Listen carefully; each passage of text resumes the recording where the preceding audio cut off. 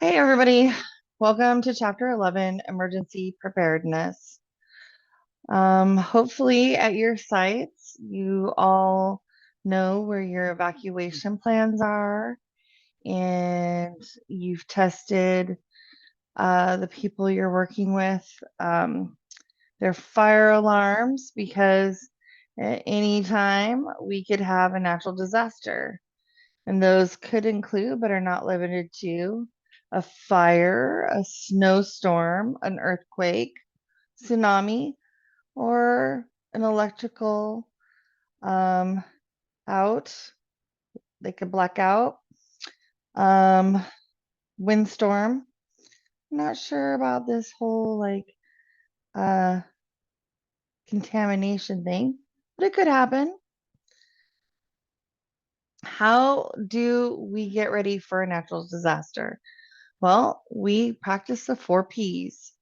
We prepare, plan, practice, and perform. This is why we have the people that we're working with practice fire drills as at least once a month, no less than once a month. So they will know without a doubt not only how to leave their apartment when there's a disaster or what to do during a disaster, but they will also know where to meet staff and be safe away from a disaster like a flooding or a fire. So we need to be prepared. So signs or symptoms that warrant a 911 call. Well, bleeding that can't be controlled, a seizure lasting 5 minutes and it's continuous, paralysis, numbness, confusion, trouble breathing, breathing in a strange way, is or becomes unconscious, not related to a seizure, no pulse, is there a DNR, is there a pulse, chest pain or pressure, severe injuries such as broken bones, choking, not breathing, and not coughing, injuries to the head, neck, or back, and the person has gone into shock.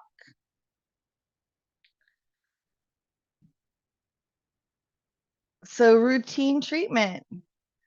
Um, Onset of a fever of 101 degrees or higher. If the person you're supporting has a PRN for acetaminophen or ibuprofen, they can have that. Rest, drinking lots of water. If the fever continues or rises, call the doctor. Severe sore throat, difficulty swallowing, could be the onset of the cold or flu. Could also be strep throat. You can gargle with salt water, sip on broth, drink lots of fluids, take a PRN, but you're going to still call the doctor. Holding your abdomen, depending on the person, could mean constipation or diarrhea, cramps, gas, or appendicitis. So, your ability to check in the medical activity log and BM charts or menses charts, as well as your knowledge of the person, would be very helpful. What other symptoms are there? Make the person comfortable. Give them a PRN. If the symptoms don't improve, let the doctor know what's happening. Mosquito bite, get itches. You usually treat with a PRN, which is an anti-itch cream. Cool it with ice or put baking soda paste on it to relieve the itching. If allergic, follow the protocol established. Depending on the severity of allergy, call 911. So if someone has a mosquito bite allergy or a bee allergy, most likely they will have directions for you to use an EpiPen. And you will want to know how to use an EpiPen to assist them with delivering what they need to help with the allergic reaction. because their throat could swell up, their face will swell up, their whole body could swell up, and that will cut off oxygen. And the longer you're without oxygen, uh, the harder it is to revive and also recover because it impacts your brain function. Minor cut, treat with first aid, clean and cover with a Band-Aid. There's swelling and redness, call the doctor. Any evidence of pain or discomfort. Someone complains of back pain. Did they do something that could have resulted in the back pain? Is it muscular, spinal, kidney infection? Treat with measures of comfort and kindness. PRN might be in order, and you may need to call the doctor for an appointment. Often a common a common medical illness that happens is UTIs, especially for the people we serve, because they're not wiping well enough, or yeah.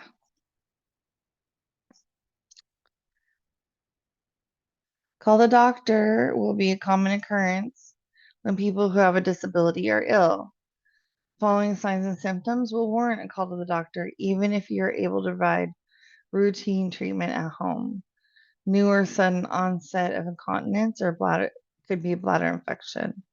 Rash lasting several days or getting worse could be impetigo or dermatitis. Infection at the injury site. Sleep most of the day. Unusual difficulty in arousing. Unusual fatigue. Scratching, holding one or both ears. Could be an ear infection or fungus. Diarrhea or vomiting. Lasting more than 4 hours. Dehydration. Onset of limping, difficulty in movement, could be a stroke, injury, virus, or blood clot.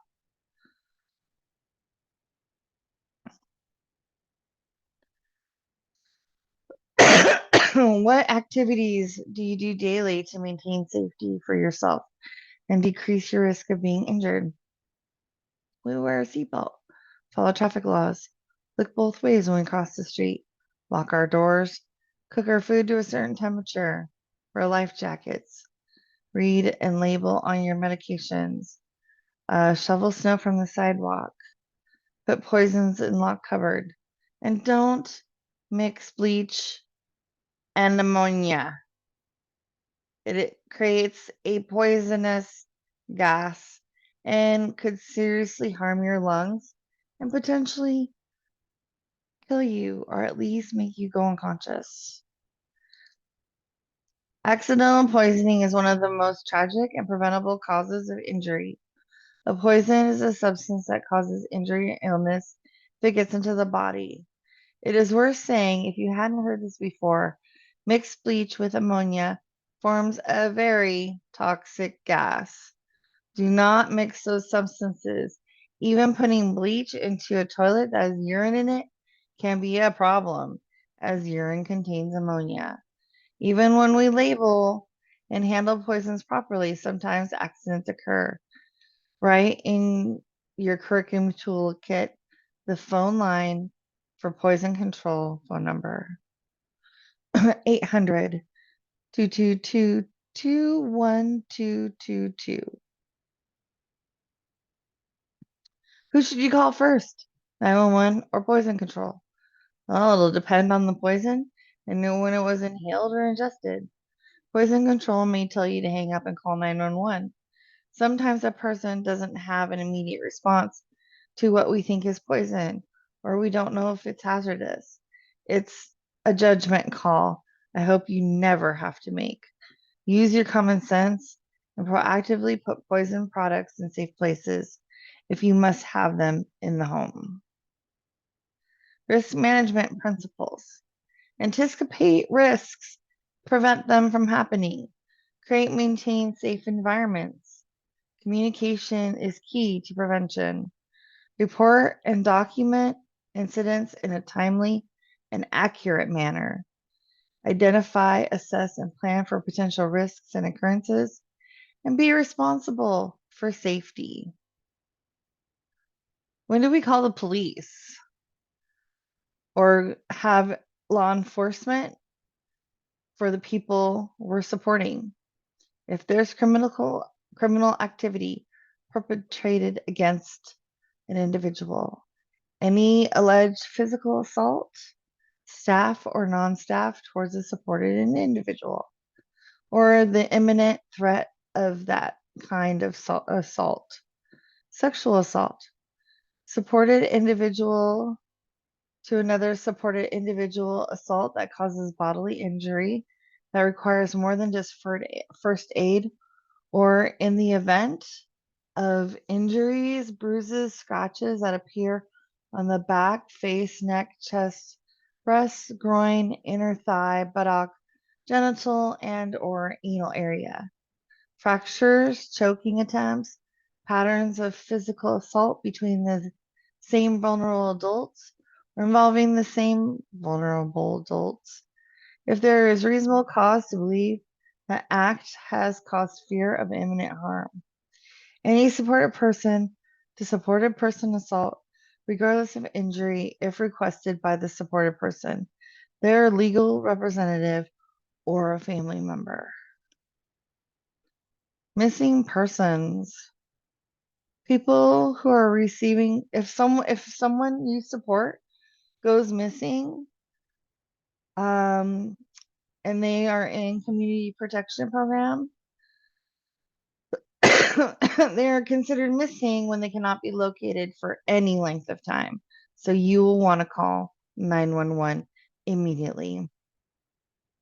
Likely it will be your supervisor who makes the phone call to DDA and law enforcement. If an individual is missing, DSPs may be able to identify the clothing a person was wearing, what time he or she was last seen, and what the itinerary was that he or she had planned. 612 on reporting abuse states that agencies must report to DDA when law enforcement is called due to a missing person report, which could be based on the person's vulnerability or community protection status. If law enforcement independently found and returned a missing person, that too must be reported to DDA. Also, I think it's safe to say that if somebody you're supporting goes missing, I would report it immediately, unless we know for certain they've gone to visit family, or they have gone on vacation and they have staff with them. Some of the people we support may be like a level 3 or a 3A or B. Even if we don't report it to law enforcement, you should report it to your supervisor so they can make a decision on whether or not it should be reported to law enforcement. Yeah. A person who receives 24-hour supervision support is considered missing when they are out of contact with staff for more than 2 hours without prior arrangement, unless the person's support plan indicates an alternative time plan. So yeah, you would call within around 2 hours if they don't come back. Honestly, if someone receives 24-hour supervision support, I would call the police immediately. To me, 24-hour supervision support means that this person is much more vulnerable than most and will need help because maybe they lack the communication skills or they lack the strength. I would not want a person who is in our supported program to be assaulted, injured, raped, or any kind of sexually assault if they were out in the community for 2 hours without any assistance. That would be devastating, not just to the person we're supporting, but to the staff and the agency in general, to the family members, and that would be terrible. Slips and falls. Um, Slips and falls happen all the time. If someone does fall, remember to respond appropriately and do not laugh. Listen, let them tell you how they feel or show you what hurts. Observe. How did they land? Is there blood? Is she or he in an awkward position that could indicate a broken bone? Are there breathing concerns? Are you okay? Can I help you get up? If you think you should call 911, don't second guess yourself. Make the call. If the emergency medical services feel the person is okay, then you have covered yourself from being accused of neglect. If they should be transferred to the hospital, get them to the hospital. Do not forget to document the fall in the appropriate places or incident log or both, medical log or incident log or both.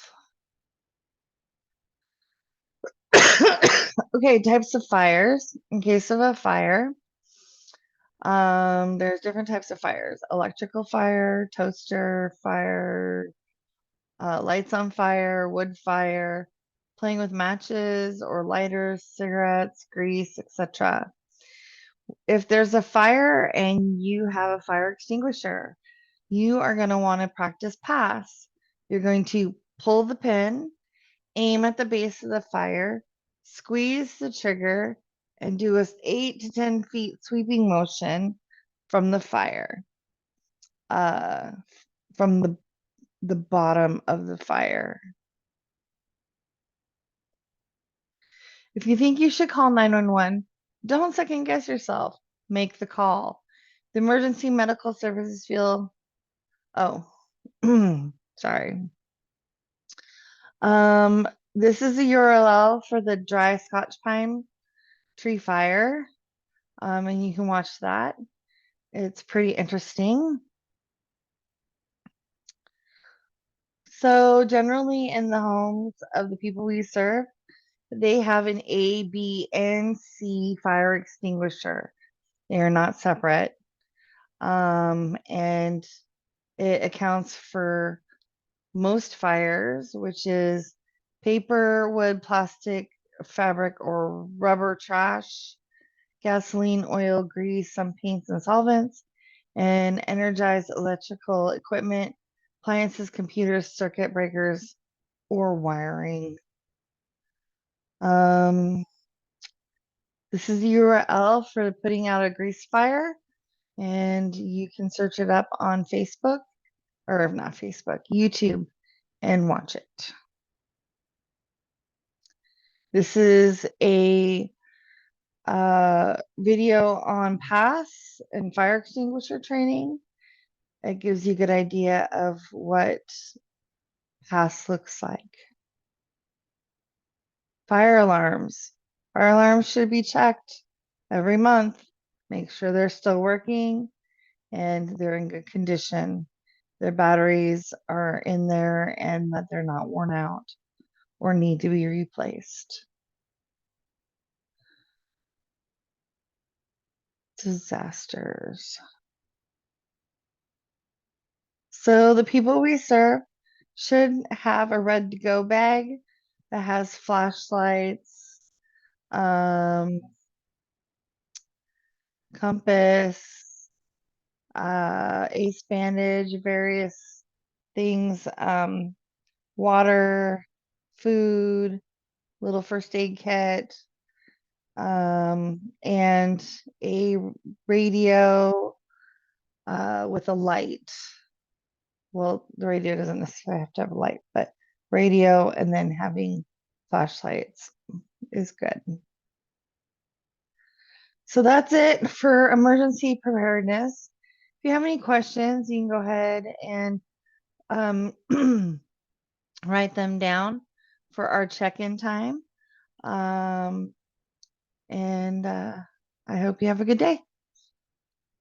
Thanks a bunch.